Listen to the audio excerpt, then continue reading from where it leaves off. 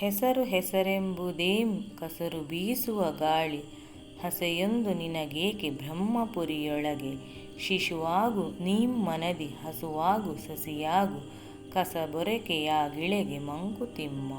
ಡಿ.ವಿ.ಜಿಯವರು ಈ ಕಗ್ಗದಲ್ಲಿ ಹೆಸರಿನ ಹಂಬಲದ ಬಗ್ಗೆ ತಾತ್ವಿಕ ತತ್ವವನ್ನು ಸ್ಪಷ್ಟಪಡಿಸುತ್ತಾರೆ. ಈ ಜಗತ್ತಿನಲ್ಲಿ ಕೀರ್ತಿ ಅಥವಾ ಬಿರುದನ್ನು ಪಡೆಯಲು ನಾವು ಹಾತೊರೆಯುತ್ತೇವೆ. ಆದರೆ ಅದು ನಮಗೆ ಆಂತರಿಕ ಶಾಂತಿಯನ್ನು ನೀಡುವುದಿಲ್ಲ. ಹೆಸರು ಕೀರ್ತಿ ನಮ್ಮೊಳಗೆ ಕಸವನ್ನು ತುಂಬುವಂತಹ ಅರ್ಥವಿಲ್ಲದ ತಾತ್ಕಾಲಿಕ ವಸ್ತುವಾಗಿದೆ. ಹೆಸರು ಪಡೆಯಲು ಪ್ರಯತ್ನಿಸುವ ಬದಲು ನಮಗೆ ಶಾಂತಿ, ಮಗುವಿನಂತೆ ಮುಗ್ಧತೆ ಮತ್ತು ಮನಸ್ಸಿನ ನಿಶ್ಚಲತೆ ಮುಖ್ಯ. ಇಲ್ಲಿ ಹಸೆ ಎಂಬುದು ಮನುಷ್ಯನ ಅಹಂಕಾರವನ್ನು ಸಂಕೇತಿಸುತ್ತದೆ. ಬ್ರಹ್ಮಪುರಿ ಎಂಬುದು ಬ್ರಹ್ಮ ಅಥವಾ ಶಾಶ್ವತ ಸತ್ಯದ ಸ್ಥಾನವನ್ನು ಸೂಚಿಸುತ್ತದೆ. ಅಹಂಕಾರವನ್ನಿಟ್ಟುಕೊಂಡು ಶಾಶ್ವತ ಜ್ಞಾನವನ್ನು, ಶಾಂತಿಯನ್ನು, ಪರಮ ಸತ್ಯವನ್ನು ಅರಿಯಲು ಸಾಧ್ಯವೇ? ಅಹಂಕಾರದೊಂದಿಗೆ ಆಧ್ಯಾತ್ಮಿಕ ಜ್ಞಾನವನ್ನು ಪಡೆಯಲು ಸಾಧ್ಯವಿಲ್ಲ. ನಾವು ಮಕ್ಕಳಂತೆ ಮುಗ್ಧರಾಗಿರಬೇಕು. ಹಸುವಾಗು ಸಸಿಯಾಗು ಎಂಬಂತೆ ಸಹಜತೆಯನ್ನು ಹೊಂದಬೇಕು.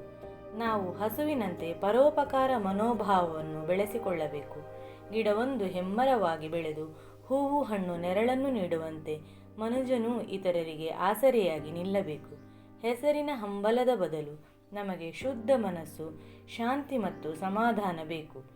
ಹಸುವಾಗು ಸಸಿಯಾಗು ಎಂಬ ಪದಗಳು ಬದುಕಿನಲ್ಲಿ ನಿಷ್ಠೆಯನ್ನು, ವಿನಮ್ರತೆಯನ್ನು ಮತ್ತು ಪರೋಪಕಾರಿ ಮನೋಭಾವವನ್ನು ಪ್ರತಿಪಾದಿಸುತ್ತವೆ.